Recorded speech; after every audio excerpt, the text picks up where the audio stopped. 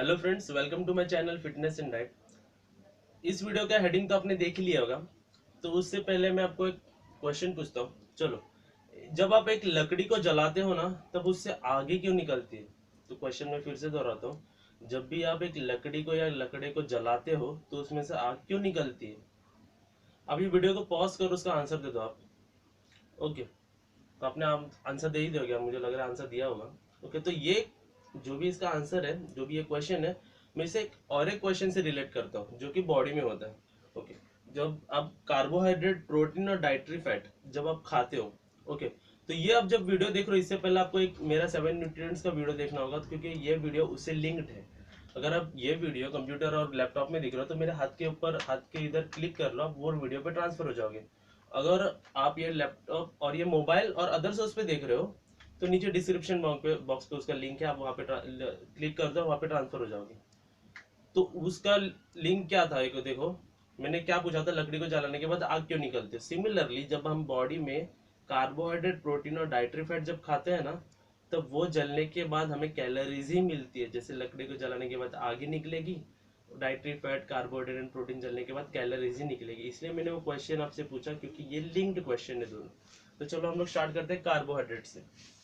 First, जैसे मैंने बताया था, हमें 3 चीजों पे ज्यादा फोकस देना होता है, कार्बोहाइड्रेट्स, प्रोटीन और डाइटरी फैट्स पे।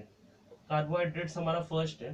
कार्बोहाइड्रेट्स के मैंने एग्जांपल भी दिए थे आपको, लाइक चपाती।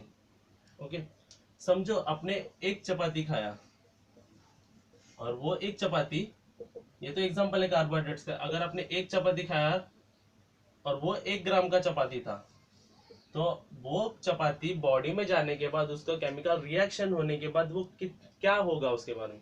तो एक चपाती आपको 4 कैलोरीज देगी। 4 calorie, in short carbohydrate 4 calories per gram, ये उसका रेशियो है।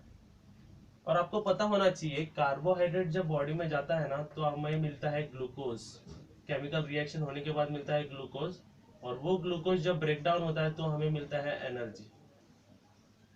इन शॉर्ट, कार्बोहाइड्रेट्स का मेन रीजन, कार्बोहाइड्रेट देगा 4 कैलोरीज पर ग्राम।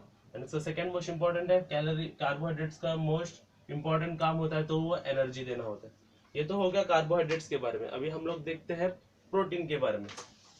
मैंने आपको पिछले वीडियो में बताया था कि प्रोटीन के एग्जांपल्स क्या होते हैं। प्रोटीन के एग्जांपल्स होते हैं all nonveg, fish, milk and soybean. लेकिन जब ये प्रोटीन जब बॉडी में जाता है ना, तो उसका क्या होता है, प्रोटीन्स जब बॉडी में जाता है, उनका केमिकल रिएक्शन होता है ना, तब वो बनता है एमिनो एसिड्स में। क्या बनता है? Amino acids. और ये एमिनो एसिड अगर बॉडी को लगा कुछ होना चाहिए, तो एमिनो एसिड 2 रास्ते से जाता है। एक एमिनो एसिड बनाएगा हमारा मसल बिल्ड, मसल बिल्ड करेगा, जो कि प्रोटीन का काम है, और सबको पता है कि प्रोटीन खाने के बाद मसल बिल्ड होता है, हमारी बॉडी बिल्ड होती है। एंड सेकंड होता है एनर्जी, फिर से energy, in short glucose. Glucose बनाती है वो, जो हमें एनर्जी देता है। अभी आपको पता है एनर्जी, प्रोटीन के एग्जांपल समझो, एग लिया आपने। अगर आप एग खा रहे हो तो आपको पता, आपको लगता है कि आप एग खाओगे तो आपकी बॉडी बिल्ड होगी, नहीं। अगर आपने सिर्फ एग खाया, चलो मैं एक एग्जांपल देता हूँ आपको। आप नाश्ता कर रहे हो और नाश्ते में आपने सिर्फ 3 अंडे खाए, तो क्या होगा? आपके पास एनर्जी नहीं है। और इस क्वेश्चन पे और एक क्वेश्चन, और एक क्वेश्चन पूछता हूँ, देखो। सबसे पहले मुझे बताओ कि बॉडी को जिंदा रहना इंपॉर्टेंट है, क्या बॉडी बिल्ड करना, मसल बिल्ड करना इंपॉर्टेंट है? ऑब्वियसली बॉडी जब जिंदा रहेगी ना, तभी आप मसल बिल्ड करोगे। तो बॉडी जिंदा रहना is first and most important thing. इसलिए जब भी आप कोई प्रोटीन सोर्स खाओगे ना, अगर आपने एनर्जी सोर्स कुछ कार्बोहाइड्रेट्स नहीं खाएगा, तो प्रोटीन, अगर 3 अंडे के बदले तीनों में से 2 अंडे एनर्जी बनाने में जाएंगे, और एक अंडा सिर्फ आपको मसल बिल्ड और प्रोटीन का सोर्स देगा, मसल बिल्ड होगा। सेकेंड एग्जाम्पल, आपने एक चपाती खाया और 3 अंडे खाए, जबकि आपको चाहिए थे 2 चपाती। एक चपाती जो कार्बोहाइड्रेट्स का सोर्स देगा, जो एनर्जी बनाएगा, लेकिन आपको और एक चपाती चाहिए, आपने कम चपाती खाए, तो उसमें से और एक अंडा भी जाएगा एनर्जी बनाने के लिए, और 2 ही अंडे आपको मसल बिल्ड करेंगे। थर्ड एग्जाम्पल जो कि परफेक्ट है, 2 चपाती 3 अंडे, 2 चपाती गए अपने एनर्जी बनाने के लिए, एनर्जी का पूरा बॉक्स भर गया, और 3 अंडे पूरे के पूरे गए मसल बिल्ड करने के लिए। इसलिए मैं बोलता हूँ कैलकुलेशन करना बहुत इंपॉर्टेंट होता है। कार्बोहाइड्रेट कितना खाया, प्रोटीन कितना खाया, डाइटरी फैट कितना खाया, इसलिए वो इंपॉर्टेंट होता है। तो अभी आपको पता चल गया होगा कार्बोहाइड्रेट्स का काम है एनर्जी देना, इसलिए आपको कार्ब्स खाना है। प्रोटीन का काम है मसल बिल्ड करना, इसलिए आपको मसल बिल्ड करना है। अब आप बोलोगे मैंने नाश्ते में सिर्फ 3 चपाती ही खाई और अंडे नहीं खाए, तो क्या होगा, एनर्जी प्रोवाइड हो जाएगा, उसमें से कुछ मसल बिल्ड नहीं होगा, इसलिए आपको दोनों खाना होगा। अभी थर्ड बात करते हो डाइटरी फैट के बारे में। लोग बोलते हैं डाइटरी फैट, ओके, प्रोटीन का एक चुड़िया, जैसे कार्बोहाइड्रेट्स हमें 4 कैलोरीज पर ग्राम देता है, कार्बोहाइड्रेट्स कार्ब्स हमारा 4 कैलोरीज पर ग्राम देता है, प्रोटीन भी हमें 4 कैलोरीज पर ग्राम ही मिलता है। मतलब 1 ग्राम का चपाती खाओगे तो 4 कैलोरीज मिलेगा, 1 ग्राम का अंडा खाओगे तो 4 कैलोरीज मिलेगा आपको। अभी हम लोग बात करते हैं डाइटरी फैट के बारे में।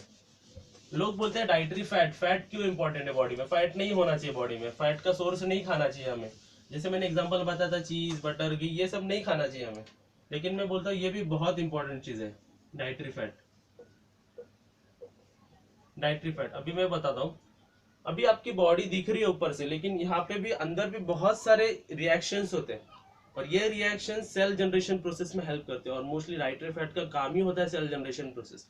अगर आप डाइटरी फैट नहीं खाओगे तो सेल जनरेशन नहीं होगा, आपकी बॉडी में बिल्ड ज्यादा नहीं होगी।